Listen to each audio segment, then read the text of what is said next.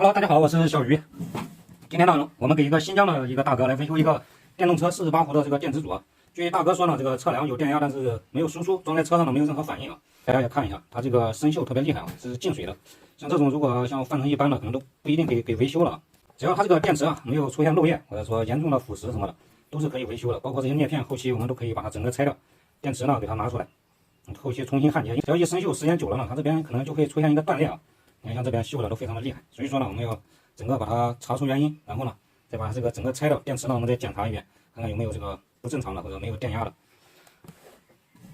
这个维修呢也是比较麻烦的，因为它这个裂片啊，后期都得整个换掉，不换掉时间久了还是不行。下面我们就是来给它进行电压量一下，看看它有没有电压，比较大啊，能给它逐步的量一下。我们先量它的总电压，大家看它的总电压呢有一个50伏。然后呢，我们再一串一串的量啊，它这个呢是一个8并13串的啊。然后我们来量第一串，而且第一串就没有电压，大家看到了没有？然后第二串有一个4.1的电压，第3串、第4串、第5串、第6串、第7串、第8串、第9、第10串、第11串、12串。13串都是有电压的，唯独呢就是这个第一串没有电压，大家看到了没有？这应该呢就是它这个不输出没有电压输出的主要原因啊。下面呢我们就得把它这边的采集排线整个给它拆掉，我们后期把这个电池全部给它拆下来，拆下来以后把电池检查一下它的正极内部有没有非常生锈严重的地方，然后呢最后把它这个裂片全部给它更换掉，就给它取掉了。这个呢我们后期还得用啊。下面呢就把它的这个保护板给这个采集排线放在一边。下面呢我们就得把它的这个电池啊给它进行一个拆解，最后呢给它进行一个重组。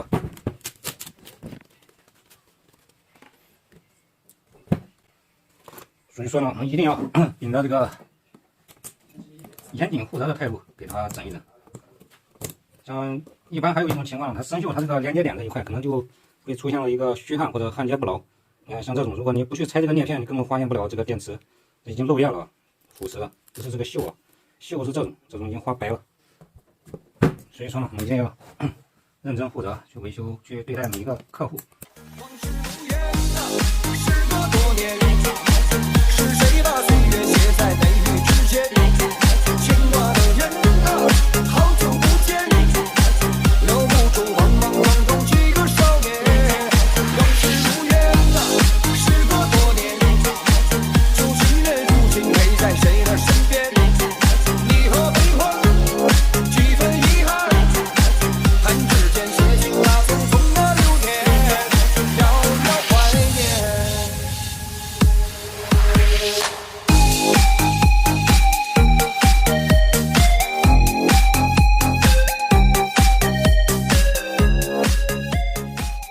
好了，这样这个电池呢，我们就给它全部拆掉了。大家看一下，这边呢生锈是非常厉害。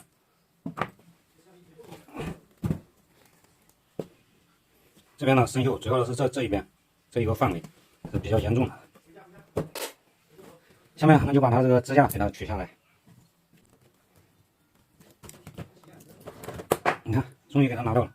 到目前呢，你看它这边连这根轻壳子的这一块还是没有掉，它两边都有连。这样拆的时候是不是很难拆？看这边生锈特别厉害，给它拽下来。这个桌子上呢弄的都是这个锈啊。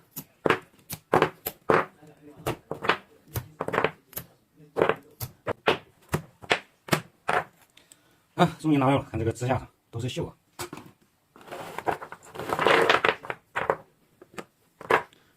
我们这种维修方法呢，虽然简单，但是很奏效啊。大家看它这个电池，如果你不拆开，你是单纯的只去检测电压，如果这个是在有电压的当中一串的话，你说这个它对电池有没有影响？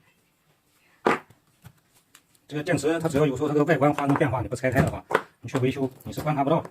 它可能在一组的这个电池当中，你检测它也是有电压的，就没有我们这种维修的方法呢，虽然费劲，但是它修的彻底，知道吧？能观察到的我们都能看得到，而且呢都是这种锈迹斑斑的。下一步呢，我们就是给它进行一个分压，然后呢给它测一下内阻。生锈的地方呢，我们用一些打磨工具给它打磨一下。一晃时间久了呢，这个容易生锈啊。下面呢，我们就是去把它这两个支架给它清洗一下。好了，大家看一下它这个电池呢，我们就给它这个锈迹都给它打磨了，搞了1个多小时啊，终于把它搞定了。总共呢坏了10多节电池，有漏液的，有那个充不进去电，我们都给它拆掉了，更换成了这种电池的这个容量呢也是2500的，跟它这个是一样。唯一有点区别呢，就是它这个内阻呢是28，这个呢是26，稍微差那么一丁点了，对这个整组电池是没有任何影响的。总共呢是104颗电池。下一步呢，我们就是给它进行一个重新排列啊。它这个电池的电压呢都是4.1伏，之前它这个电池的电压呢也是4.1伏，这个压差呢一致性还是比较好的。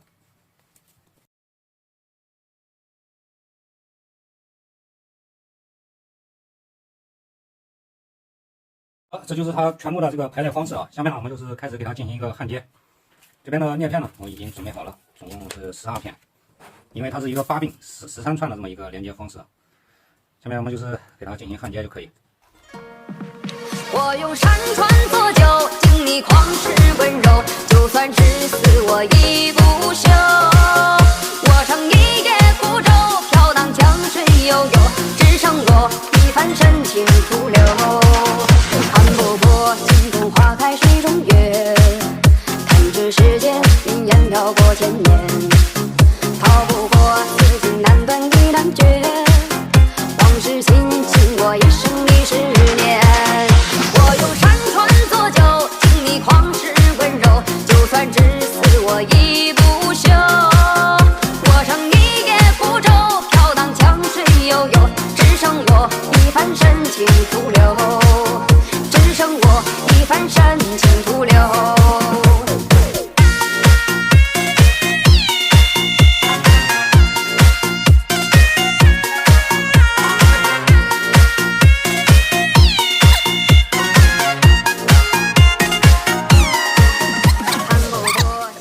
都是比之前锈迹斑斑要好看得多。在这边的总正极跟总负极呢，我们用了这种加厚的这个裂片给它进行连接的，0.3的，这样呢让这个电池过流性更好，更不易发热。下一步呢，我们就是来把它的这个电压测量一下。它的电压现在是一个54.12伏啊。这样呢，这个电池修好以后可以来用了。下一步呢，我们就是要把它的这个采集排线给它进行一个焊接。好了，下面呢我们就开始进行一个接线啊。接线我们先把这边的负极给它连接到一块。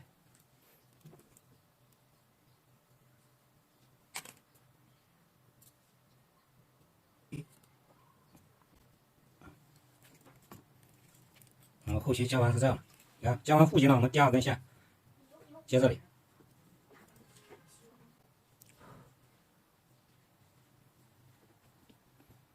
第3根呢接这里，没有大家想象中那么复杂。它的这根红线最后肯定是接到它的这个正极这里的，这个是接这里，一定要看准确。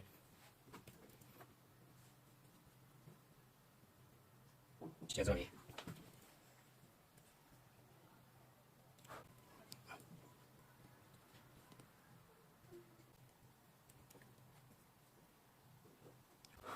整这个东西呢，尤其像这个电动车的电池啊，一定要懂得去看这个线序啊。如果你这个线序都不会，那是非常麻烦的。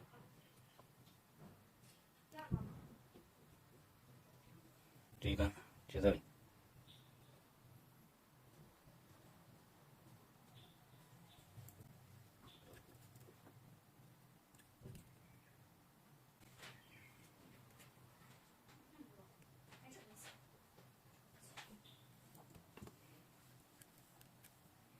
这一根接这里了，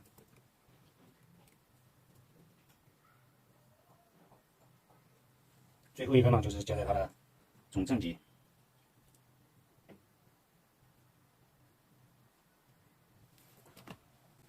它的接线排列呢就是一个这样的，大家能不能看得懂？好，然后我们接完以后呢，我们来测量一下这个接口，看是否正常。然后我们把万用表调好，它这边都是有这种金属的，我们来量。一次加4.1伏，一次加4.1伏，也就是说，刚开始是4伏，然后第2串是8伏，第3串是12伏，直到这最后这个红色的这里在50伏左右，说明呢这个电池组我们没有接错，是一个正常的。我们来量第一组，第一组是4伏，4.16，第2个是8.34，第3个是12.5，第4个是16.8，16.6，第5串是20.8，第6串是25，第7串是29，第8串是33，第9串是37，第10串是41， 11串是45， 12串是50伏，这是最后一串啊，54伏，说明我们这个接口是一个正确的。如果大家测量这个电压呢不会一致，递增不会加，说明呢这边接的肯定就是有错误的地方啊。下面我们就是确认无误以后，我们再把这个插在这个保护板上。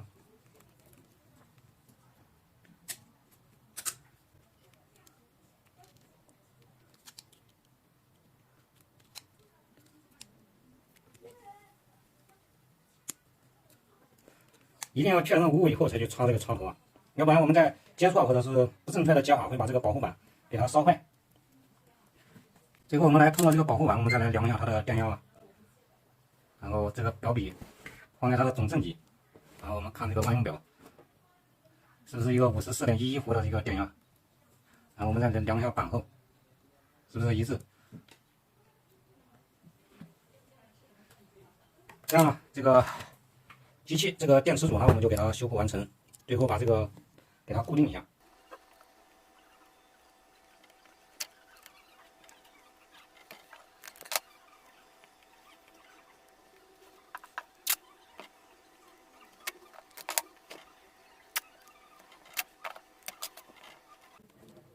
其实接这个东西呢还是非常简单的啊，大家只要在维修的过程中呢多注意一些细节，都是可以搞定的。下面我们把这边给它做一个绝缘。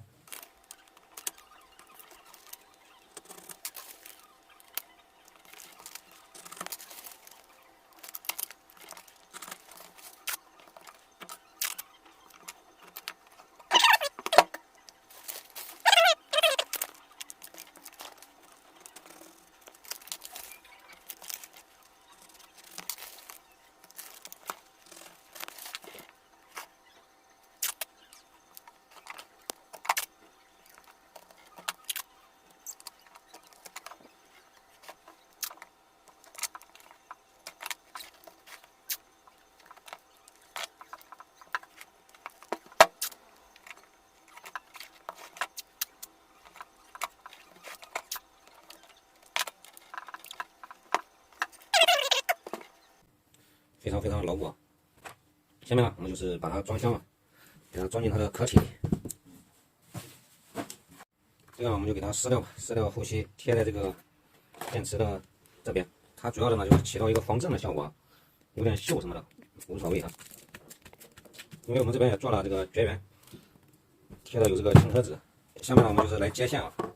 这个呢是它的充电跟输入的正极啊，我们要给它接在这里啊。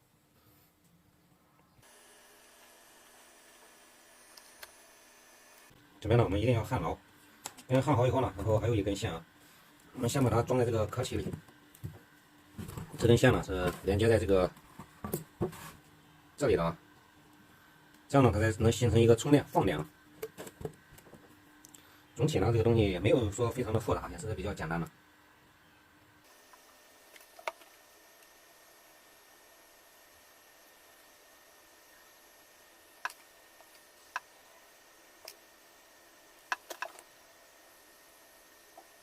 好了，这样呢我们就给它焊接好了。下面呢我们就是把这个电池给它装起来。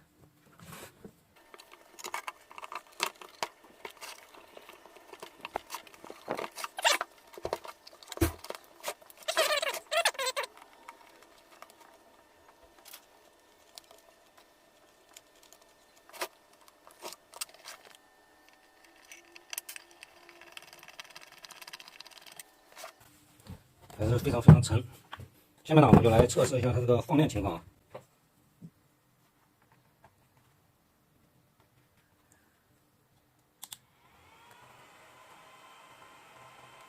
放电呢是没有任何问题的，可以正常放电。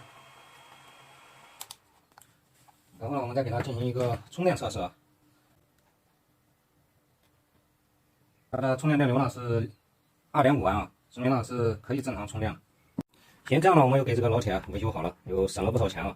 如果去单纯买一个这个电池的话呢，可能价格也是比较贵的。这样呢，回去再用个几年应该没有问题啊。大家以后自己家里有这个电池，如果自己有这个动手能力，也可以尝试着维修。但是没有动手能力呢，就不建议大家去维修，毕竟这个东西很危险啊。行，今天的这个视频呢就跟大家分享到这里，感谢大家的关注与支持，我们下期再见。